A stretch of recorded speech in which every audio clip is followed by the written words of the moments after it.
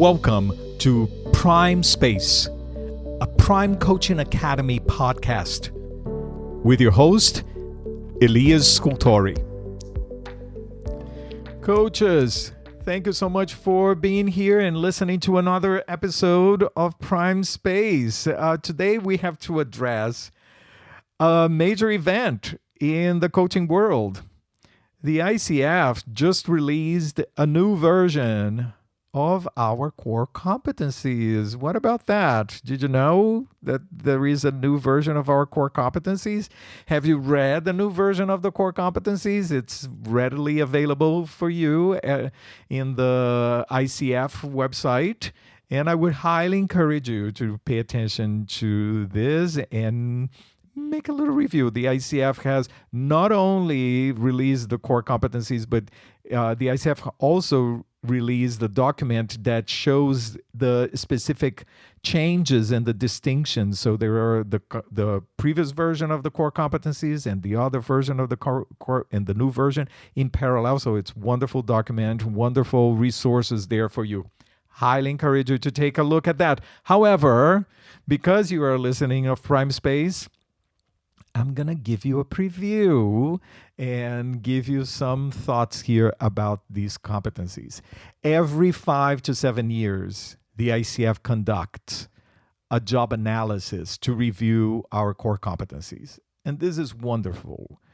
It really shows the ICF commitment to remaining current and checking best practice, what has changed, what have we learned, how has the profession developed, and let's make sure that this reflects, that our competencies reflects what is happening in the profession right now.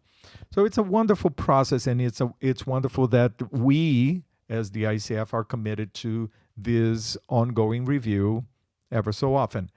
This is a huge process. It's not a simple thing that happens. This is very involved process with thousands of coaches. The ICF says that they have conducted interviews with more than 3,000 coaches all around the world. That's amazing. I cannot even imagine the countless volunteer hours that this involved. It took about 14 months for this revision to happen. And money, the amount of money that the ICF must have spent in order to go through this process. The last update was done in 2019, and that was a huge update. This was when we eliminated some of the core competencies. Some of you that were here before 2019, we had 11 core competencies. Now we have only 8 core competencies. We added the competency number 2, embodies a coaching mindset. So that was a huge update. This one, not so much. This one was the one that was released last week. Not as there isn't a lot of change. There aren't a lot of changes here, but I believe that there are some points that are significant and that we need to pay attention to. One of the points that I love about this competency, and this is an add-on here, is that the ICF released not only the competencies, but now there is a glossary. And very important and appreciated because it clarifies, it supports the clarification of what we are saying in the sub-competencies and the statements that we have there. So let me go through a couple of things here with you. Terms. There were some terms that were changed or added that I love. 1.4, very clearly, it's not just the core values, but the ICF core values, which is obvious, but very important to have there. 2.2, adding the term of technology, the use of technology. Wow. Technology has so much impact in coaching, has had so much impact in coaching since the beginning, but now even more so, especially with the advent of AI. So here is the ICF including this term of technology, right? The sub-competency says engages in ongoing learning and development as a coach, including remaining aware of current coaching best practices and use of technology. Fabulous. 2.6 We changed from regulate one's emotions to manage one's emotions. I love these nuances. So small, a change of word, but it clarifies. 3.11 instead of the idea of the partners with the client to end the coaching relationship, partners with the client to close the coaching relationship. Much more refined. 6.2 and 6.5, it focuses on the, instead of reflects or summarizes what the client communicated, reflects and summarizes what the client is communicating. Love it. And the one that I love the most, 8.7, where the ICF says instead of celebrates the client's progress, acknowledges the client's progress. I super love that one because, we can acknowledge without necessarily having to celebrate it. So it's more refined and a little bit more clear. This is what these revisions are about. This is fabulous that this happened, and this is what I'm looking for, this refinement of language that in these particular terms, I think it's just fabulous here. There are some additional sub-competencies, 2.9, which I believe were wonderful additions. I think 2.9, this idea of nurtures openness and curiosity in oneself, the client, and the coaching process. Awesome. This is really important and part of coaching. 2.10 remains aware of the influence of one's thoughts and behaviors on the client's thoughts. Another great sub-competency, an addition there. On 3.12, fabulous, we added this sub-competency, revisits the coaching agreement when necessary to ensure the coaching approach is meeting the client's needs. Yeah, we talk about this in coach training all the time. It's wonderful to have there in the core competencies. There is the addition of 5.3, which is beautiful. I love it. Remains aware of what is emerging for self and client in the present moment. I feel that this is a little bit redundant to 2.10. Remains aware of the influence of one's thoughts. A little. We can split hairs here of the distinction here, but to me, and the ICF once in a while is guilty of redundancy. And here in this case, I perhaps a little bit redundant, but the concept is fabulous, and I appreciate that addition for sure. 8.7 is wonderful, the new 8.7. Partners with the client to integrate the learning and sustain progress throughout the coaching engagement. This really puts the spotlight on the fact that we are there not simply to support the client into applying the learning or integrate the learning of this particular coaching session, of this moment, but we are paying attention of the learning and the progress of the whole coaching engagement. It is our job to do that. And that's a wonderful thing. So this is for the beautiful things. But here are a couple of things that concerns me. So competency number 2, and we all love core competency number 2. It was a tremendous addition from the previous version. However, this is definitely the competency that has been most updated. And my main concern here is that we added a lot of words. And when we start adding words, usually does not mean that we are being more clear. Oftentimes when we start becoming more verbose, it's because we don't know what we are saying, or we are not particularly secure with what we are saying, and then we start adding, trying to clarify, but in the process of clarifying, we just make it more complex and less clear.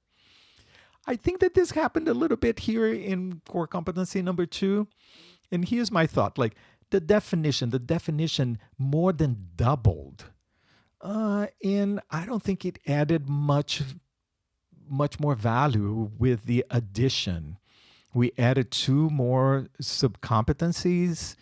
And here's my thought. I've always, since the ICF released this new competency, embodies a coaching mindset, I always looked at this competency and I always felt that it was missing something.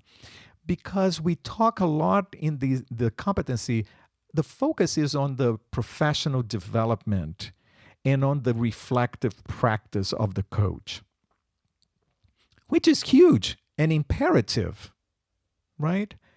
However, I would assume that for every professional in the world, regardless of their profession, regardless of their field, they are always trying to remain current, grow, continue education, reflect, see what they can do better. I would think that every professional that is committed to their profession would do that. So it's nothing really new for coaches. I think is even more important that we have the reflective practice. But what is missing here and has always missed for me in the embodies a coaching mindset is what is a coaching mindset and what is that a coach does to embody this coaching mindset. We haven't quite clearly defined coaching mindset in our core competencies. So things that for me are missing are like, for example, recognizes the client's own resourcefulness and capabilities. This idea that we honor the client, that we see the client as capable, as resourceful. And this is foundational for everything that we do in coaching. It's not about what we know and our knowledge, and I'm going to talk about that later on. It's about the client's own resourcefulness, the client's own capabilities. And we have never mentioned something like this in the core competency. Strives for a partnership of equals. There isn't much about that in this embodies a coaching mindset. Focuses on the humanity of the client and of ourselves. This idea that we come peer to peer in a non-hierarchical relationship, or we strive to not have this hierarchical relationship with the client, to support them in their own development, that we are experts in coaching and not necessarily there to give to focus on our resourcefulness. This is not quite clarified in that competency. I didn't mind much when we had the 2019 version, because it was the first time we had the embodies a coaching mindset competency. And I always thought that, maybe in the revision we are going to be a little bit more clear. So we haven't. We didn't get there, and it's a little disappointing to me on that front for competency number 2. The other miss for me, and a little concerning, is statement sub-competency 3.1. Sub-competency 3.1 used to say, explains what coaching is and is not, and describes the process to the client and relevant stakeholders. Awesome. Here, the new version adds a first part of this statement. Describes one's coaching philosophy and clearly defines what coaching is and is not for potential clients and stakeholders. So I love the second part, which is exactly what we had in the previous version. This describes one coaching philosophy is concerning to me. And if we go to the glossary, remember that we have a glossary. In the glossary, the definition of coaching philosophy is the underlying theory, beliefs, and principles that guide a coach's practice and interactions with clients.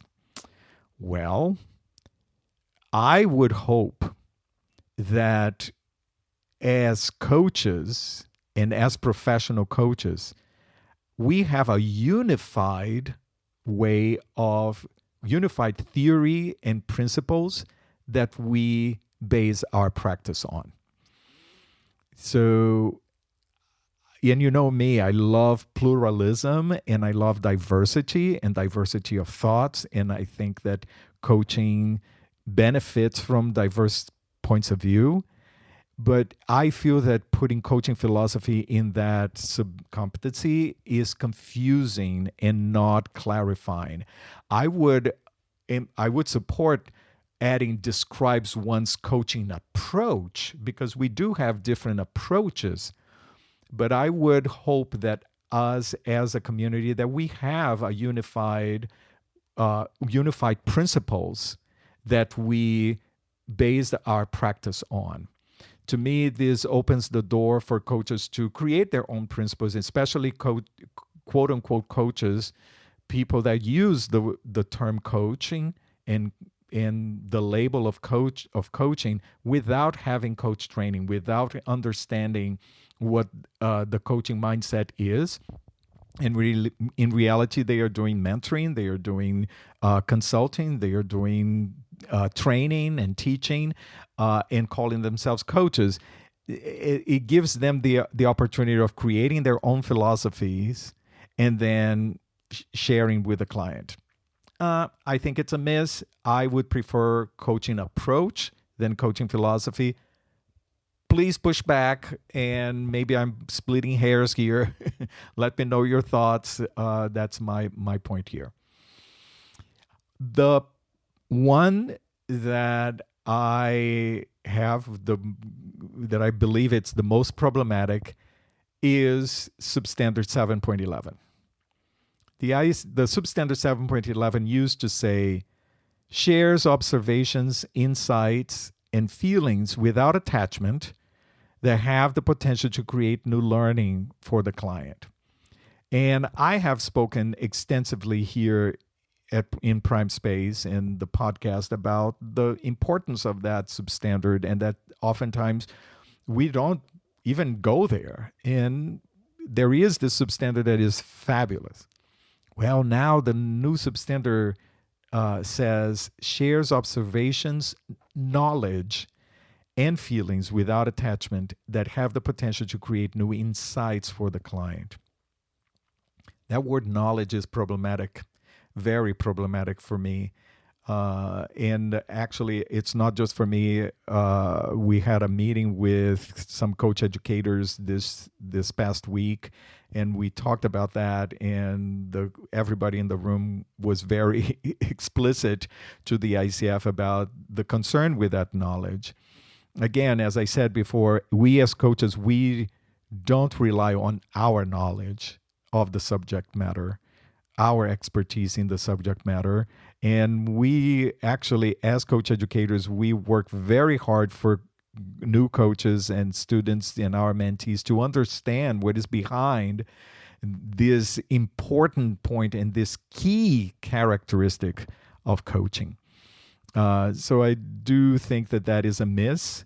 The ICF, when the coach educators mentioned it, the ICF came back and the answer was, well, we had a meeting, or we had several meetings and several hours discussing this word with other coaches, and we decided to keep the word. Well, I'm sorry, but I would invite all of the coaches in that room, if you ever consider that word, to go back to coach training and go back to coaching 101. I cannot imagine any experienced coach endorsing the use of that word in our core competencies. So here again, I hope that there will be a 2025.2 version of these competencies to tweak a couple of more of these terms. But here we are, and this is what our community is all about. Our community is about collaboration. It's about listening. It's about noticing different perspectives and appreciating within the community. But it's also making sure that we are standing solid on our coaching principles and our coaching mindset. So there you have. That's my review of the ICF, the new version of the ICF core competencies. I hope that you go and you download these competencies and you do your own revision. And let me know write in the comments or send me an email. Let me know what are your thoughts. Maybe I'm missing something here that I am not aware of, and I would love to learn from you and continue to grow in our practice. Please remember, you have to subscribe and subscribe to Prime Space and to our YouTube channel. Don't forget to share these episodes with other coaches, and I will talk with you next time. Take care.